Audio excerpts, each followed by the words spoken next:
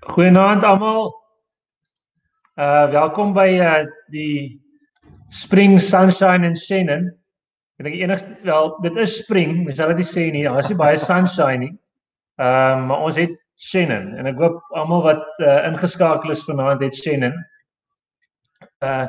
Miskien net op die taal. Ek weet nie wie almal ingeskakel is nie, maar sal julle asseblief my laat weet. Ek weet vir wie ons almal wyn gestuur het, maar laat weet my asseblief in die comments kolom as dit Engels moet wees, as ons Engels moet gooi, anders kan ons lekker Afrikaans praat vanaand. Gee ook nie om vir Engelsie. Weet jy altyd wat Dani praat Afrikaans en Engels baie Engels beter as Afrikaans amper. Ek weet nie wat die huistaal daar is nie, maar Engels sal ons kan gooi. Maar dit is baie lekker om vir julle almal ingeskakel te hê vanaand. Al die family club members en vriende van David en Dani en van ons en familie wat ingeskakel is lekker om sommer 'n bietjie te kan wyn gesels en wyn drink op 'n Woensdag aand. Ek weet nie van julle nie, maar ons het 'n baie interessante paar maande agter die rug van baie wyn drink. So dit Woensdag aande, donderdag aande, Saterdag aande is lyk almal dieselfde en dink ek meeste van ons huise wat die wynverbruik aanbetref. Ons het vanaand 'n lekker line-up van wyn en persoonlikhede. So is vir my groot voorreg om 'n groot vriend hier langs my te kan hê, vir David Sadie van David en Nadia Wines in Swartland en daar in die Paardeberg, en dan het ons ook vir Dani Stuiter van Kaapzicht. Dani, jy kan maar vir Dani intrek dat ons al drie sommer op die skerm is. How's it, Dani? Yes, Sadie, ek sien jy het nie jou groot vriend daar van Stellenbosch hier, so ek hoop ek kom die tweede na. Ja, jy's groot en jy's op pad om 'n goeie vriend te raak, Dani, maar dit is ons gee hom 'n bietjie tyd. Nee, so is baie lekker om vir jou by te hê, Dani, want ek dink jy verteenwoordig vir my wat Chenin blanc aanbetref en wat Stellenbosch aanbetref. Is daar baie egtheid wat saam met jou en saam met Kaapzicht kom, en ek dink dis wat maak dat ek en baie mense daar buite so lekker assosieer met jou en julle brand. So is lekker om vir jou vanaand deel te hê en dankie vir jou bereidwilligheid ook. Ek dink net vinnig om vir almal wat ingeskakel is so 'n idee te gee van wat ons wil doen en hoe ons dit gaan doen. Ons gaan ek gaan kans gee dat David en Dani so vinnige introduction doen van wie hulle is en wat hulle besighede behels en waar hulle is. En dan gaan ons na die wyne toe beweeg. Ons gaan oor die wyne gesels. Ons gaan so vir 10 minute fokus en lekker in die wyne indelf. En dan gaan ons sommer 'n bietjie net lekker gesels, waar ons 'n paar mense gaan intrek, ons 'n paar vriende en familie sommer gevra om ook in te skakel en bereid te wees om saam te gesels. So dan is dit sommer net 'n gemaklike gesprek soos wat ons op 'n tasting aand as ons in mekaar se geselskap sou wees. Dit sou wees 'n lekker oop vloer beleid amper al. So ek gaan miskien dit vat soos wat ons die wyne gaan gooi net hou. En julle kan terwyl julle luister die wyne slank begin oopmaak en regkry en nader trek, want dan as ons oor 10 minute proe behoort hulle lekker temperatuur te wees. So die eerste wyn wat ons gaan skink, die eerste wyn aan jou linkerkant moet wees David se Chenin blanc 2019, dan my wyn die Everson Chenin blanc in die middel, is 'n 2018 oesjaar, en dan Dani se Kliprug, die Kaapzicht Kliprug Chenin 2019 is die derde wyn wat ons gaan hanteer en na kyk. So kom ons vat hom wat die introductions aanbetref in die volgorde van die wyne ook. So ek gee dan oor vir David om 'n bietjie te gesels oor wie hy is, so vinnige agtergrond miskien dalk, en dan wat hulle brand rondom waar hulle brand gaan en wat hulle doen. Dankie, Ati. Ja, dis 'n groot voorreg vir my ook. Ek het destyds, ek en my vrou Nadia en Ati saam geswat destyds in 2006 klaargemaak, en ek en Nadia het getrou in 2009, 2010 ons eie wyne begin maak. Op daai stadium het beide van ons gewerk vir ander mense En eers in 2013 het ek bedank na ek vir Saronsberg gewerk het, voor dit Rustenburg, vir 'n paar kellers in Frankryk en Nieu-Seeland ensovoorts. En in 2015 het Nadia bedank en ons het beide betrokke geraak voltyds by ons eie handelsmerk. Ek het groot geword in die Swartland en so ook vir my familie sedien 1757. So dit was vir ons 'n redelike natuurlike keuse om terug te gaan Swartland toe. En op die stadium het ons begin het met wyne in 2010, was daar ook die Swartland revolusie wat in die gang was. En ek dink dit het 'n baie groot momentum beide vir ons streek, maar ook vir ons land geskep, internasionaal in terme van volgeling en 'n fokus op kultivar egtheid en 'n fokus op sekere areas in sekere kultivars. So aan ons witkant is Chenin blanc absoluut ons obsessie en ons is absoluut gefassineerd met die dryf. Die Chenin wat julle vanaand gaan proe is gemaak van 7 verskillende wingerde. Dis van 1962 tot en met 1984 geplant. Dis primêr graniet, klein bietjie ysterryke gronde in die weste en ook baie klei invloed in die noorde. Ons volg biologiese boerderypraktyke, op pad miskien na organies toe. Ons is maar nog steeds met baie vrae rondom dit. En dan in terme van die maak, probeer ons dit so natuurlik as moontlik maak, maar ons is ook konservatief in die sin van dit moet nog steeds altyd 'n baie skoon, veilige en gesonde wyn wees. En ons is gebaseer in die Paardeberg. Ons claim to fame is dat ons bierman of ons biere is Adie Baardnost. So hy sit ons op die map want almal Google vir hom en dan kom hulle éventueel by ons ook uit wat lekker is. Maar dis 'n voorreg om daar in die Paardeberg gebaseer te wees. Dis absoluut 'n blessing in terme van die tipe wingerde waarmee ons werk. En ja, ons is baie dankbaar. Ek meen Chenin is ons hoof fokus aan die wit kant, Grenache Noir aan die rooi kant. En dis 'n voorreg om vanaand een van 4 Chenins wat ons maak met julle almal te kan deel. Dankie Ati. Ons het we've got a friend, an English friend actually, tuned in as well, Gary McNabb, a friend of Opstal. So sorry, apologies Gary, I forgot about you, but we'll do it in English, and later on we'll talk some Afrikaans as well. I think you understand Afrikaans, slurring Afrikaans better maybe than some of our English. So Dani, maybe over to you then to introduce yourself and Kaapzicht to all the listeners, please. Ja, Gary, fucking maak jy my dag dat ek nou Engels te kan slaan, dankie. Hello everyone. Dani from Kaapzicht. Thanks Ati for inviting me to speak to all your customers. It's a big honor. Yeah, Kaapzicht, we're on the Bottleray Road in Stellenbosch, which is one of the 5 wards here in our area. Bottleray is probably better known as, it's a family area. It's not so Lani. We always say it's a gatkant van Stellenbosch. But yeah, it's I think quite honest, quite true. It's not so much cash here, but or it's not fancy, but it's quite real. Yeah, we've been making wine here for a long time. My great grandfather bought the property in 1946, so that makes me the 4th generation and 4th winemaker. We like to think we want to specialize in Chenin. I think it's a beautiful grape. It's one of the it's the main white varietal in the country, or it's the most planted varietal.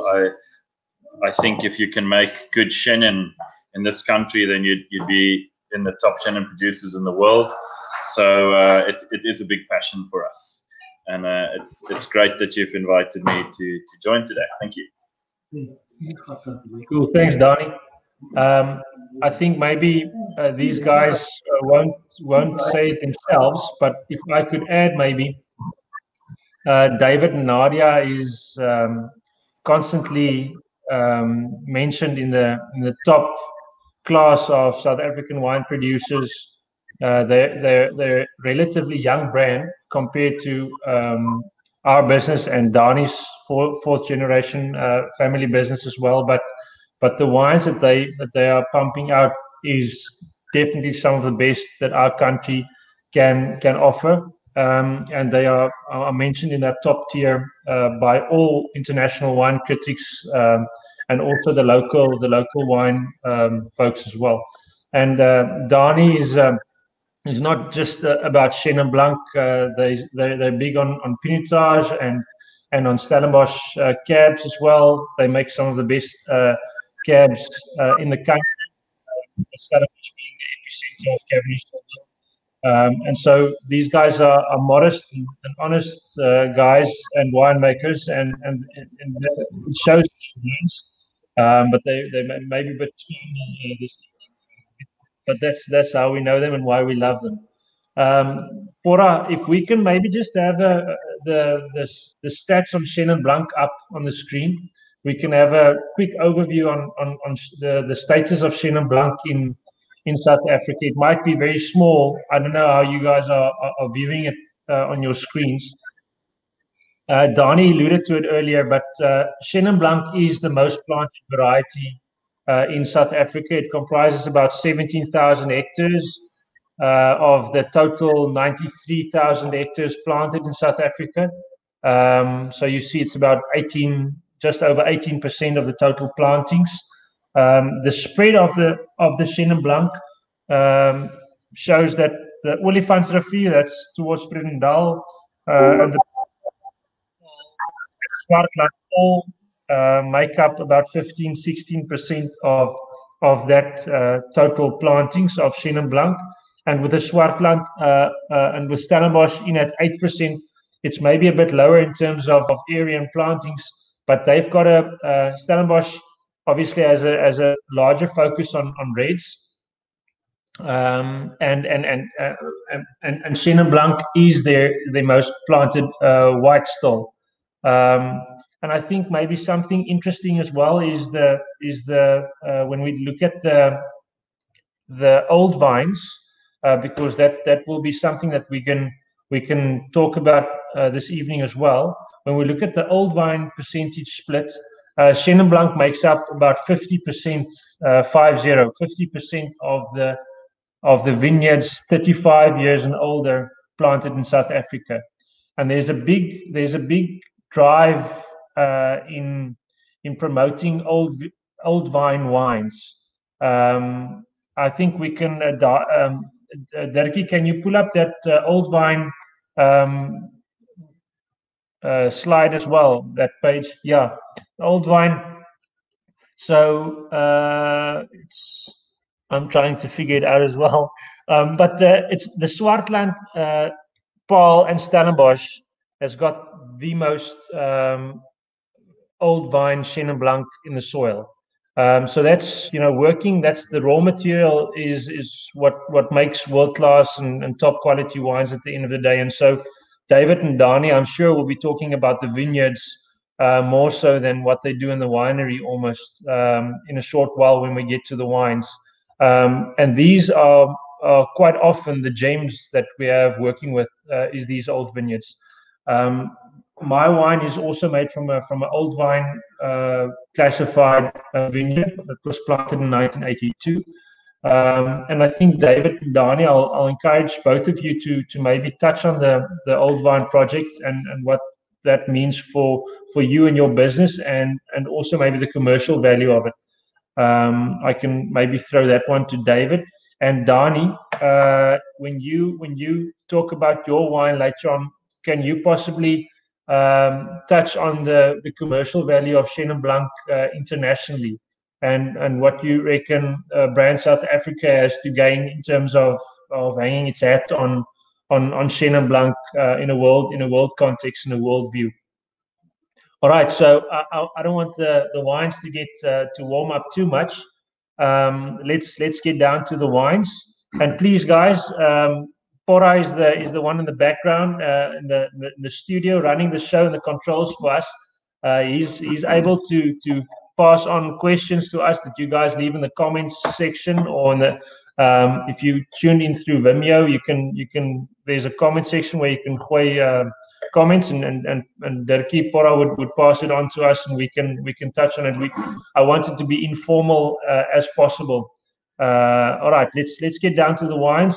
David's gonna talk about the first wine in the lineup. So the first wine is the 19 vintage. For us, it's the 5th consecutive drought vintage, and a drought. And for that argument, heat wave-driven vintages are mostly concerned to be more restrained in terms of not fruit forward, but more restrained and almost shyer when they're young. But longevity on these wines, and I'm referring to specifically the 16 vintage that were almost in comparison to the 15 vintage that were highly rated in our country. The 16s were much more restrained and actually not rated as highly as 15s.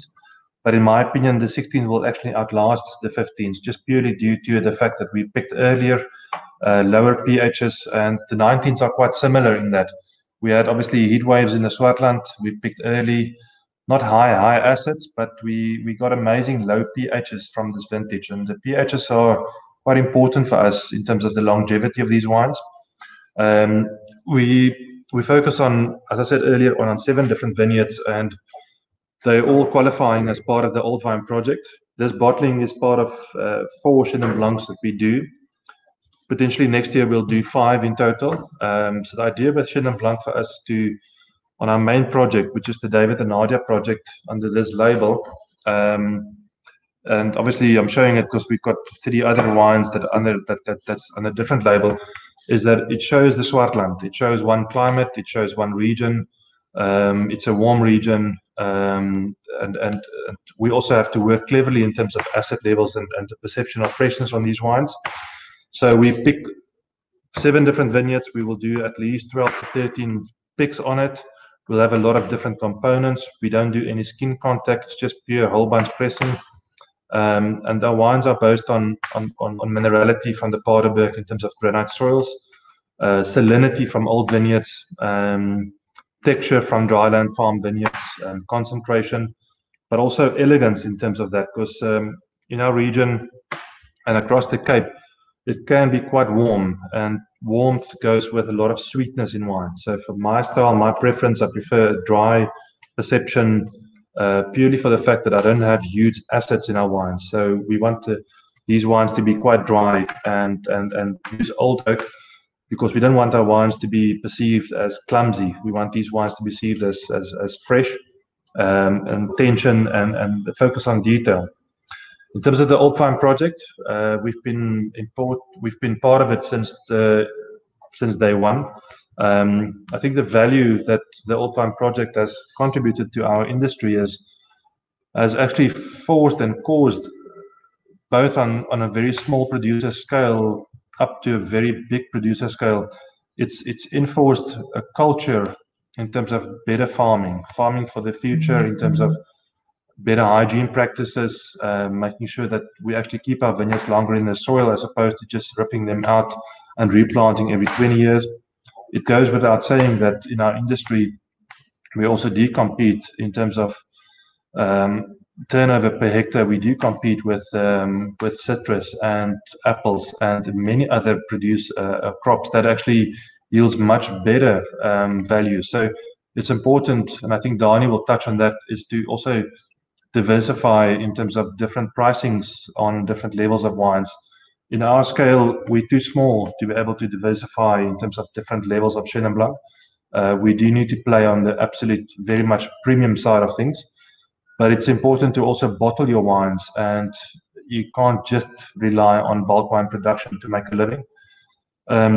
So in a dry region like we are in, which yields from 1 to 3 tons a hectare, it's absolutely necessary to bottle each and every bottle and grape that we make. We try, as I said earlier on, to make our wines as pure and natural as possible, and call it direct and linear. It's not a fat, rich wine in the beginning. It's a wine for the future in terms of longevity.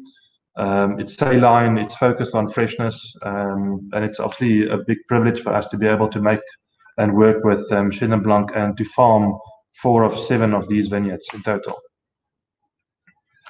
Yeah, I think maybe before I move on to my wine,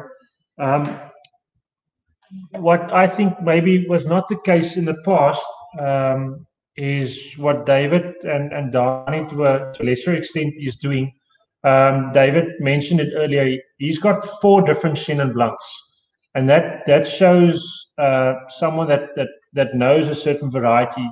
It very clearly identifies what the brand is about, and it shows a specialist at work. They work with different vineyards, different soil types, and I think that's the beauty for me of Chenin Blanc. Is diversity is, I think, a very weak marketing tool, to say that there's makes a diverse number of wines, or South Africa. We had a slogan, Wines of South Africa had a slogan a couple of years back: diversity is in our nature, trying to say that we do everything good, or everything excellent. That's not a sellable marketing angle, I believe. And so I think there's great value in showing that you are a specialist at something. And so if that's what Chenin Blanc do give you, on different soil types in different regions, it performs differently, as it should. But that's the beauty of it. You can have a Swartland, a Stellenbosch, Pietermaritzkloof, a Brede Kloof, a Chenin Blanc that has different characteristics, but all deliver in terms of quality. And I think that's what we should be working towards, communicating to South Africans and to the world. And so to segue into the second wine, the Carl Everson Chenin Blanc. This is a 2018 vintage. We are not as exposed exposed to the drought as the dryland Swartland, and to a lesser extent maybe Stellenbosch can be as well. Slangehoek does have wetter winters. It's colder, and the summer temperatures are hot. But we've got the mountains in the Slangehoek Valley on the east and the west, and which gives us less daylight hours. And the heat waves aren't as intense as it can be in other places. And this is a bit contradicting to the common belief out there, that we are on this side of the mountain. It's Karoo bossies and brandewyn. It's not exactly that. But I mean, the Chenin Blanc, this Chenin was planted in 1982 by my father and my grandfather. It's SN 1061 clone. It was a very common clone back then. It's not bush vine. I say this is a bush vine on steroids. It's a low trellised vineyard, and this is something I learned from David a few years back. Is we go in and we do multiple pickings in this vineyard to try and get freshness and more concentration and a bit more fruit towards the later pickings, when your sugar concentration goes up, but you then lose out in freshness. So it's a bit of a balance to get that right. The 2018 vintage, this wine, when you compare the wine in front of you, if all three were poured in different glasses, you can see this one is shows itself to be more yellow than David's 2019. That one wine shows much more youth and elegance in terms of the appearance. This wine, I've learned in the past, we go in with very low sulfur levels into the bottle, and so the wine is treated oxidatively from the start. It does have a more yellow hue color because of that, but it is quite stable. So this won't go, the color won't go off in a couple of years' time as quickly as one would suggest a commercially made wine. There's a lot of beauty and concentration in old wines, and I think David talks quite often about tension on the palate, and tension and concentration is what I think these wines, all three of these wines, offer. There's a real presence on the palate, and which makes these wines great foodie wines. So I don't know if Dani is on braai number 245 for the year, but I'm sure if he goes back into the library, in the photo library, Chenin Blanc would feature heavily in his braai wine pairings. This wine has got great ageability, as all three of these wines have. Chenin Blanc offers that in abundance, great ageability. And I think this wine likes a bit of fattiness in the food. So you know, we quite often talk about. I'm a fan of a deboned pork neck, and so there's a lot of hidden away fat in a pork neck, and so that goes very well with this wine, I reckon. Dani, maybe on to you for the third one before we get some comments and some views from the other people tuned in. Cool, thanks, Ati. Yeah, so many things that you guys both spoke about that I want to touch on. Firstly, I think I'm going to say that back in 2015, we brought out the first Kliprug. And I know someone who's watching, maybe he'll come on the screen later, Ruan, who designed our labels, and also I know did yours. Ati, I'm not sure, David, if he did yours too, but he's a good designer and makes cracking labels. And it was in one of those sessions where we were discussing things, and the platter guide had just come out, and this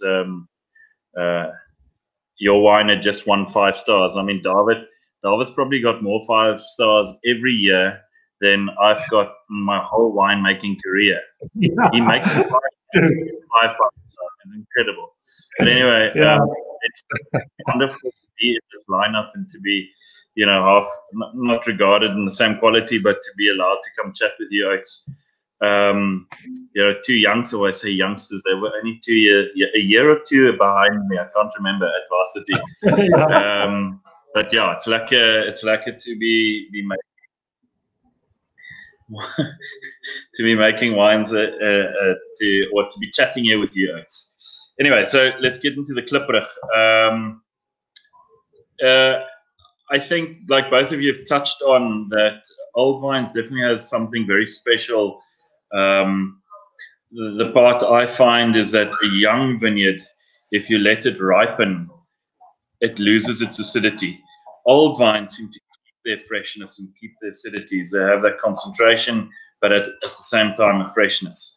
So I learned, you know, from other winemakers. We'd only been making fruity style, tank fermented, and in 2013 we started with a 1947 Chenin, but that was just a small volume. We can only make 3 barrels of that. So to try and give people a bigger audience the wine in a similar context, we took our next oldest vineyard, which was 1982, same as your Everson block, 1982. So I was 2 years old. I've got a photo of myself standing in the vineyard when the big D9 bulldozer had made that big, you know, tooth grop map. And my father at that stage planted that vineyard. It's all as well bush vine, dry land, and it doesn't yield much fruit. I think often those are the things that you know will give that extra little bit of concentration if you're only yielding between 3 and 5 ton. And like David said very truly, you can't produce 3 to 5 tons and then sell that wine bulk. You know, you're farming after 8, as the farmers would say. Yep. You have to do that stuff. The crucial part is to find customers, people who are willing to pay slightly extra for a wine like that. So a Kliprug follows pretty much the independent or the Swartland style of minimal intervention. I think you know, we had up to that point always added yeast, added acid, added enzymes, tank fermented, wanted a fresh and fruity style of wine.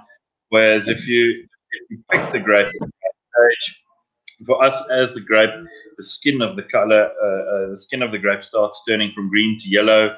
you start getting, in the rounds of 13.5 alcohol. We pick, so that's around 22.5 to 23 belling. We press it whole bunch. It goes into tank. We don't add enzymes. It's much dirtier settling. Looks like almost muddy dam water. And the next day we rack it off to barrels, and it's 500 liters. We find that the bigger format gives you a little bit less oak. It's more wine per surface area of the wood. So we want the wood there as a supporting factor, but the fruit still to be, the main factor. That then naturally ferments. The barrels are all different. Some finish relatively quickly. Those are the ones that are slightly dirtier or more solids in. The cleaner ones, which are generally the top, when you're racking the top juice, they take sometimes a bit longer. Sometimes they get stuck. You have a little bit of sweetness. And then it comes down to blending. You pick what you think is good, and you throw out the rest. Yeah, so that's pretty much in a nutshell how we make the wine. I think there was another thing we had to go on to the commercial. Yeah, international thing. So we were very fortunate. We worked really hard, let's say that.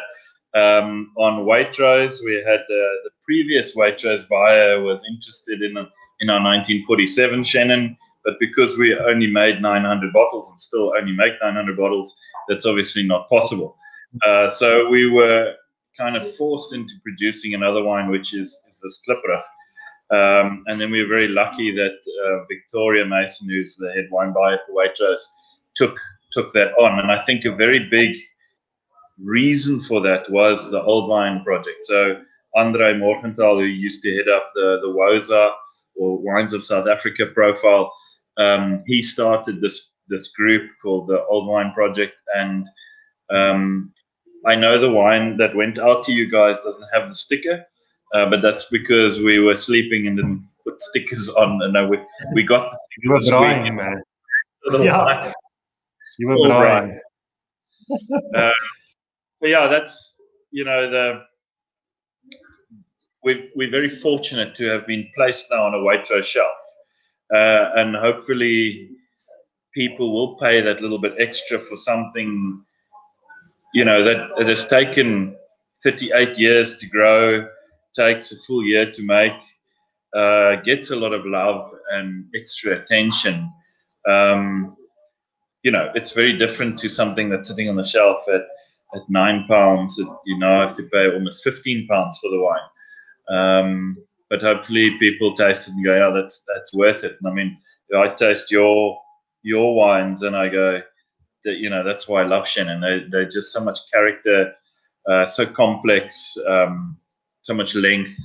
It's I get chicken with a doener vleis when drink lekker Chenins like this. So that's lekker. Donnie, maybe if I can throw a question to you before we pull in some other folks as well. The UK is seen as a quite adventurous market, being in front of the curve almost, and Waitrose leading the pack with the Old Wine Project and Chenin Blanc category in the UK doing well. Do you see Chenin, South African Chenin, in your other markets also gaining momentum, or and is the sales showing it, or is it at this point just PR? Because sometimes we know sales follow the PR, and so PR is not all bad. But what's your take in other markets? It's definitely picking up momentum. So I think it's a combination of many things. Number one, a little bit of focus from winemakers. So Chenin, you take it back as long as 20 years, and FMC was the first really expensive Chenin. I think it was 250 Rand or so on when it launched exactly 20 years ago. I was first year student, 2000. And about 3 years ago, Ken Forrester launched the Dirty Little Secret. And he was quite proud to say, again, I'm now the most expensive Chenin on the market. So it's a combination of winemakers, David and so on, focusing on Chenin and saying, you know what, this stuff is good quality. all of us going overseas. So last year, I was at a tasting in Germany held by Woza's Petra. I don't know what her surname is, but she's representing Woza in Germany. And they had a Chenin Day on the Chenin Blanc Day, and they presented a whole lot of Chenins. And these type of things build traction. It's small still, because the people going to tastings like that are the wine nerds, are the people that listen to chats like this and so on, that that care and want to know more.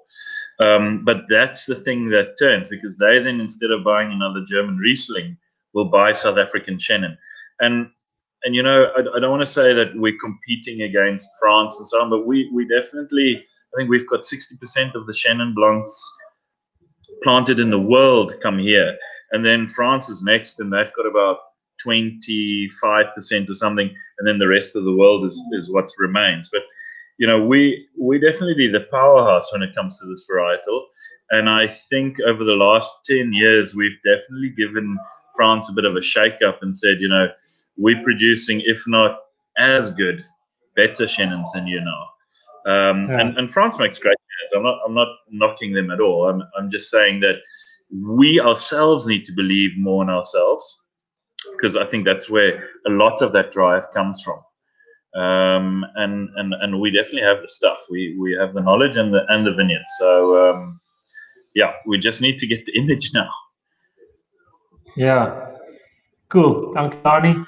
I think we're touching on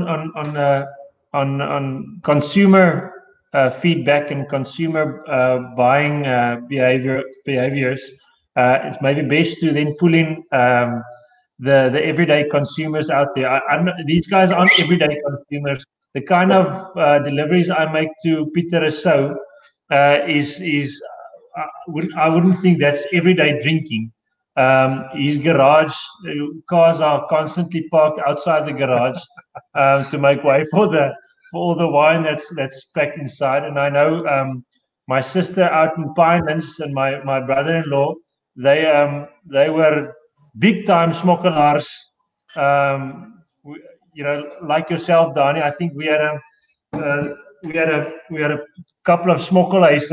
I grew up thinking that smokkelaars is the stuff, a couple of farms on at the workers' houses. That's where the smokkelaars. But we had proper smokkelaars up and running these past couple of months, which was quite lekker. And thanks for everyone. Thanks for the Pinelands faithful drinking Opstal and I don't know what else during that time. Maybe Pete, you're an old winehead now. Not looking at the top of your head, because I myself am a young and proud Baldy. Pete, maybe can you give an outside view on or your view on Chenin Blanc, and Peter maybe join in. What's your take on the wines this evening, and maybe Chenin Blanc category? Okay, eerstens van mute af. Ek stem nie saam met Dani oor die gatkant van Stellenbosch nie. So ek het gespreek met die waar daar kom. So Dani het ook die gatkant van Stellenbosch, maar nie ons nie. Ons glo aan die voorkant. Maar love Chenin, en ek dink die beste is dat ons met die houtkomponent. Ek het Dani love sy Chenins en is uiteindelik dink ek Dani die gat kan opgebring vir Stellenbosch te wys dat hy Chenins doen hierdie kant.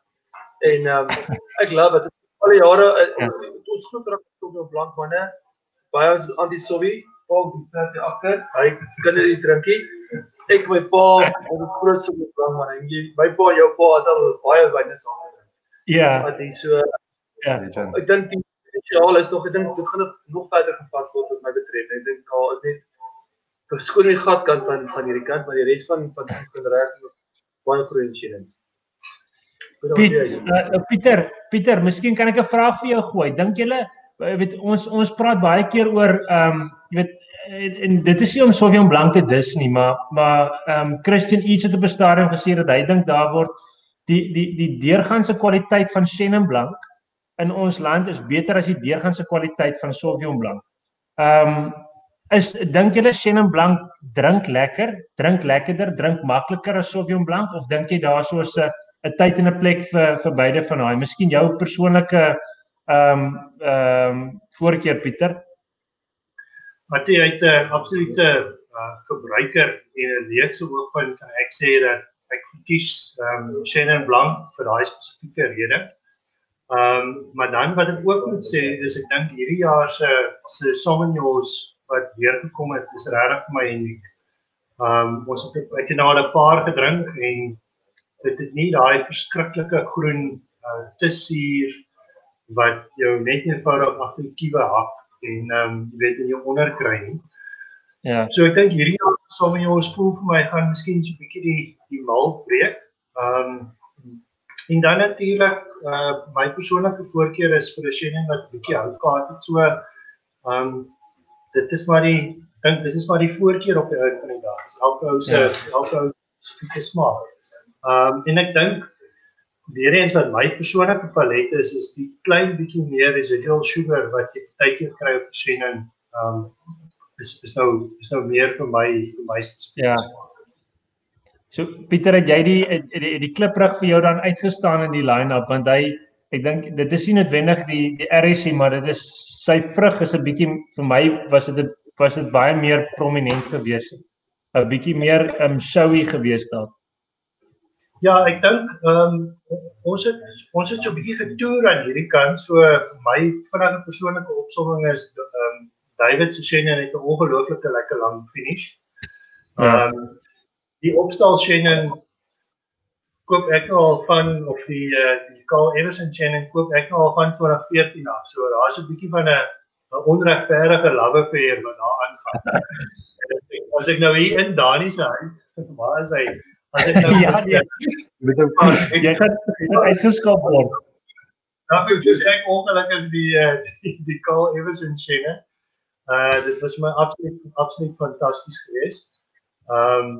Maar daar is baie min te kies in my opinie tussen die wyne. Dus ek dink dis verskillende style en dis vir my nog 'n unieke kontras geweest tussen die verskillende maniere.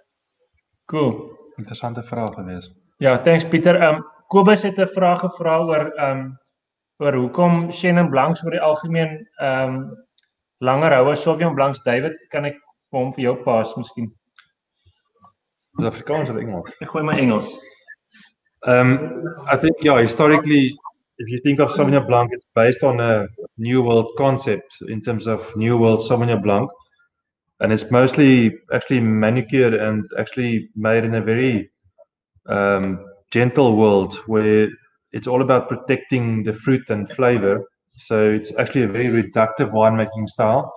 And that means just to add a lot of CO2 gas or dry ice, and everything is about preserving and protecting. And I think Chenin Blanc is not schooled on that same principle. It's actually schooled on an old world concept where it's more exposed to oxygen, and something like oxygen is so much needed in terms of actually making your wines more stable during the process of fermentation, but also the maturation thereof. So I think generally speaking, let's say call it commercial level, that Chenin Blancs will actually outlast Sauvignons.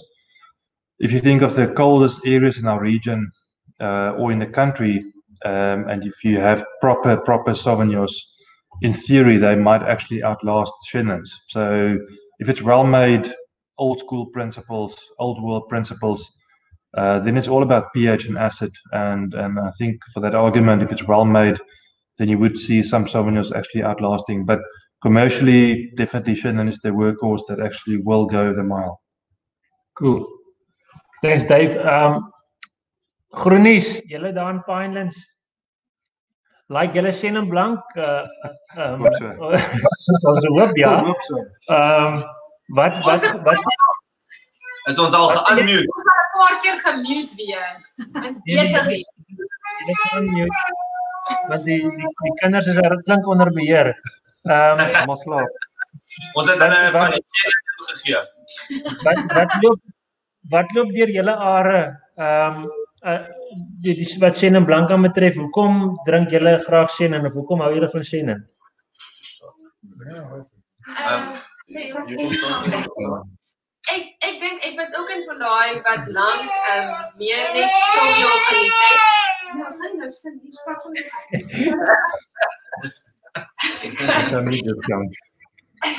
maar ek geniet die variations wat Chenin kan gee. Soos ek dink met Sauvignon kry jy ook baie keer dieselfde tipe resep en net soos hierdie 3 vanaand is baie ek geniet die variasie tussen dit. So jy kan iets kry soos David hulle sê dis verskriklik lekker vir soos dis lig maar nie vlak nie. Ek het nie altyd se woorde skat nie. En die ander 2 is weer voller en die Kaapzicht een is weer soeter. En dit is net ja, dis die variasie tussen dit. Ja, dis papa. Pora gooi trek gou vir Roan in. Ek wil gou vir Roan so 'n bietjie op die spot plaas. Roan, you see Chenin Blancs, I know you get fed up with winemakers sometime. I've quoted you many times saying us winemakers, we come to you and say I want to have a new brand. This is what I want to do. Now you fix it. And we have no plan or no idea what to do. In your view from the design world, getting to do with different or getting to interact and focus on a lot of wines in the market in the South African wine scheme, do you reckon Chenin Blanc should be our calling card, and why? Sure. On the spot. Yeah, no pressure. No, I definitely think, firstly, to me also, it was one of the most interesting facts. I fell into wine. I didn't come into wine aiming to be there. I studied graphic design and I ended in a lot of wine labels, and that's what I do mostly. But for me, it's also this eye-opener when I found out that France has or put it the other way around, just to rephrase, we've got about double the production of France or more than France in terms of Chenin Blanc. Yes. That was such a thing where the penny dropped to me that, yes, like we really have great Chenin Blancs, and I bought myself a 4th Chenin Blanc just to calibrate, because these are so good that I just needed something at like a 60 Rand price point, just to like just to really like understand what we are tasting here. It's really hard. I mean, we're talking about different styles in these 3 wines, but they're so great that I just needed something just as a benchmark again. Yeah. But getting back to the thing of like how much France has, how much we have, and how good it is that we make, and how many regions in South Africa where the Chenin Blanc actually really does very well. I mean, you have a couple of areas where Sauvignon Blanc also does well in South Africa, but going inland to warmer climates, obviously the Sauvignon Blancs don't do as well in the warmer climates, whereas you can grow Chenin Blanc in a bigger variety of regions and terroirs.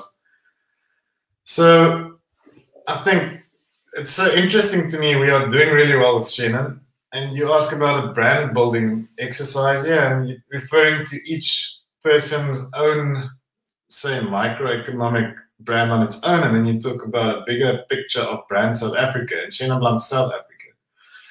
I just think the big example of the same scenario is obviously New Zealand Sauvignon Blanc. You have, I think, very similar to us, we have this like outpost compared to Europe, and New Zealand's also an outpost compared to Europe, and we sort of, we have to import our corks and some of our bottles and the paper that we print the label on. So many things have to come here, get sent out again to other markets. If we're talking about sending it back to other markets, it's this thing of like, we are still like ascending Stasi. So what New Zealand did, obviously, to a great success, and that's where this calling card thing always comes into the narrative for me, is, they focused on one grape. And the same thing probably Malbec for Argentina. And, a lot of Europe doesn't necessarily have as much a calling card specifically. You know, Italy has 2,000 cultivars, and we don't even realize it. You can't touch on the amount of cultivars there are. And if I tell someone in South Africa, yeah, we've got about 100 cultivars planted in South Africa, they're already mind blown. You know, they don't even know that amount is there. So, you know, Sauvignon Blanc, New Zealand obviously had great success by not confusing consumers and keeping it simple. That's the thing. You know, you want to introduce something and you don't want to confuse them, so you have one message. And I find the same thing. Someone was talking in the advertising, or what's the guy he was in a tasting panel with you on the Brede Cliff Markers from the Netherlands, and he was from an advertising background. So he said in advertising, you tell the same story and you tell it over and over. You know, you think about Alan Gray or Nike, or you know, they do different executions, but they hammer on the same message. And it really comes down to the era, not even the era we live in, but I think in general, there are so many things for consumers and people in general that bombard you, and so many messages flying around, and anyone's attention span is, you know, between a million things, whether it's managing your own job and your children, or whether it is marketing and people bombing you with SMSs and missed calls and please call me's and computer like generated messages. It's just it makes sense that you have New Zealand focusing on one message, and that has a success in producing this one platform where, you know, let's say UK market now understands that Sauvignon Blanc from New Zealand is very good. And to the same extent, I suppose Pinot Noir is probably the red that New Zealand also promotes. Yeah.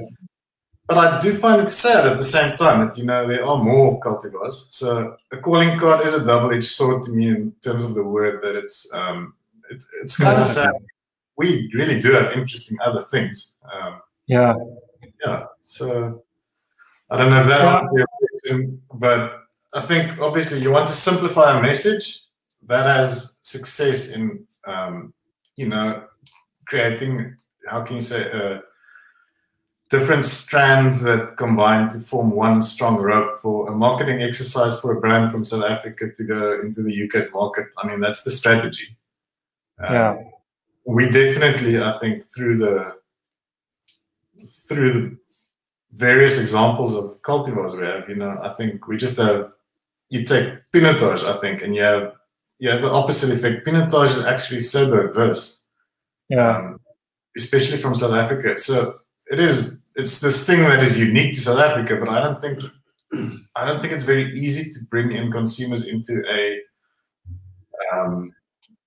line where everyone is sort of producing the same Pinotage.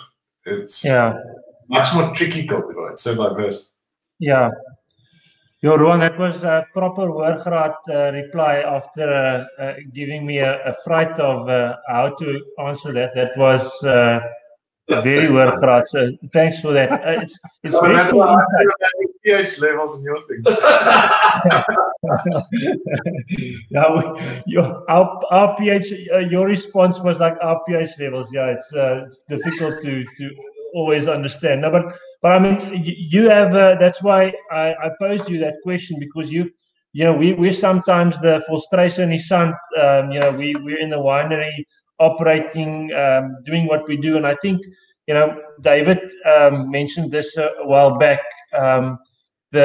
Us winemakers traveling and the world being smaller to us, you know, it really enables you to open your mind to new possibilities within the winery, which is a small space in which we work in, and it can become dull working in the same space on the same terroir on the same farm, but by traveling and by looking at what the rest of the world is doing, you really enable yourself or open yourself to what is possible. And I think what Chenin Blanc offers us is it's the raw material to do what other countries have done exceptionally with their stuff. So Burgundy has done wonders with their Chardonnay and Pinot Noir, and I think Chenin Blanc gives us the you know, the platform or it's the raw material for us to go and do that. Yeah, but I think you touched on the 60 rand glass that you poured for yourself as well. These wines are all 150 rand plus wines, and I think we shouldn't think that Chenin Blanc only needs to be that. The high priced category. That's where we are world class in terms of quality. But a lacquer Chenin at $60, I think there's great value to be had in that category, and at $90 and at $120, and that's where you really start making money as a producer, and from there on up. So I think there's a lot of good that can come out of Chenin Blanc. If there's any, maybe Peter, you may be from a if I can pull you in, you're from a different generation, if you don't mind.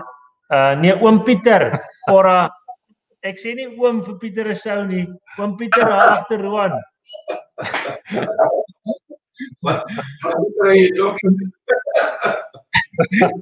Yeah, Peter, I think you've been a wine drinker the longest from all of us on screen, at least this evening.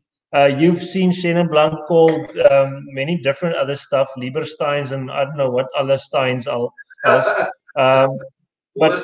Chenin Blanc has come a long way. Have you grown to like Chenin Blanc more, or do you think it's still in the South African landscape still has a long way to go?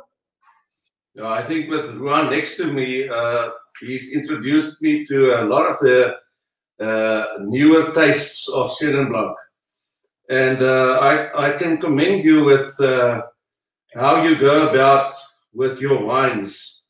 You are very much like we in the medical field. We test ourselves in conferences overseas. We go and check, do we still do the same thing?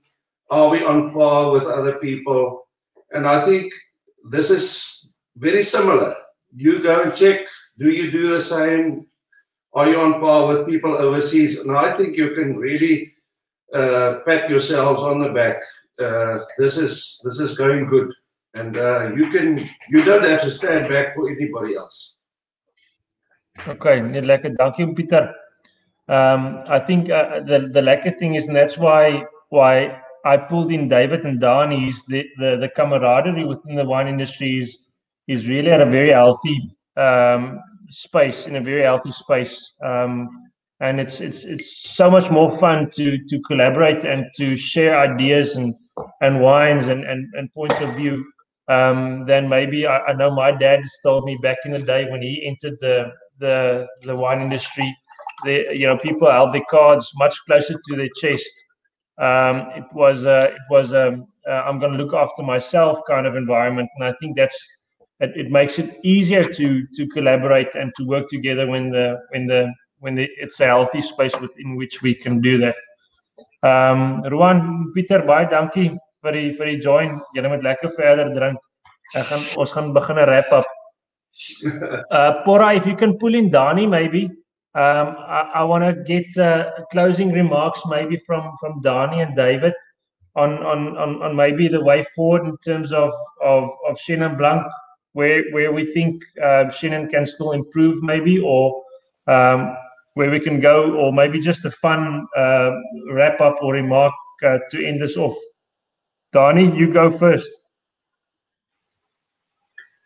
Cool. I think, and it's funny, Peter and the boys here and people are just saying that what a nice camaraderie we have.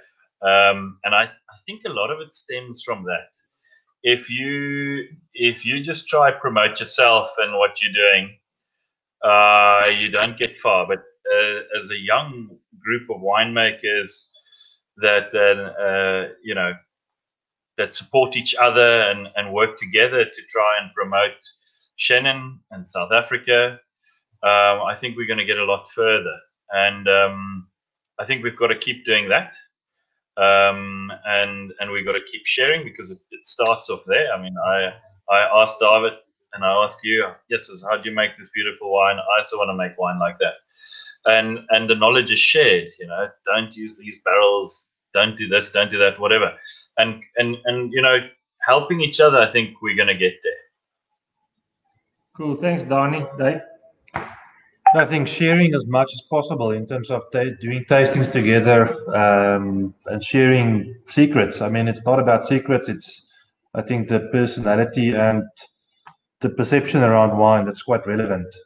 So, I mean, I don't believe in secrets, and I'm willing to share everything with everyone. I think it's ultimate to get more people around the world to drink more Chenin Blanc, and for that matter, drink South African wine. So, I mean, working and being fascinated with this variety, and I spoke about it earlier on in terms of Warsaw for many years that promoted the diversities in our nature, and I think it created a lot of confusion around the world, whether it was for a specific variety, but it was definitely for multiple varieties. And out of a tourism viewpoint, each and every cellar sitting next to the main routes of Frans Hoek, Stellenbosch, and Constantia, they were producing Sauvignons and Chenins and Chardonnays and bubblies and sweet wines and dessert wines and everything you can think of. And I think for that argument, with the lack of tourism, we all actually realized that you can't just build a business based on tourism. And I think it's important to specialize, make Chenin regardless of the style, but I think make a variety that you think you can compete with the world. And whether you sit in a cold climate and you want to focus on Sauvignon Blanc and focus on Puy for me, make the best possible cold climate Sauvignon Blanc, regardless, just I think focus and specialize in what you do and get a group of great guys that actually does it with you, and embrace the variety in terms of the variety that you work with for your region. So I think, yeah, it's absolutely key to live in a camaraderie, collaboration context where you specialize, regardless of what it is. It's not about just it needs to be Chenin or it needs to be Shiraz or Pinotage or Cabernet. Just, I think, find your niche and focus on it and share your knowledge and your time and your screen time. That's important. Thanks, Donnie, Dave. And thank you to everyone that tuned in this evening. A shout out also to Errol up in Joburg. Thanks, Errol, for tuning in. We'll chat some more wine on Saturday. I think, Donnie, it might be the same case on your side as it is over here. I've got a couple of friends joining us, and I think we've got about 3 bottles of wine per person, totally overcommitting again on what we are thinking we should be drinking. But good luck on your side. I'm sure the table is full of stuff that needs to go on the fire and other stuff that needs to go into glasses. Thanks for your time, everyone. Peter, Jess, everyone, thanks for the support. And let's keep on drinking Chenin and promoting that to the rest of the world. We'll sign off. Dankie Porra on the back. Thank you. Bye, everyone. Stanley, goeie week daai.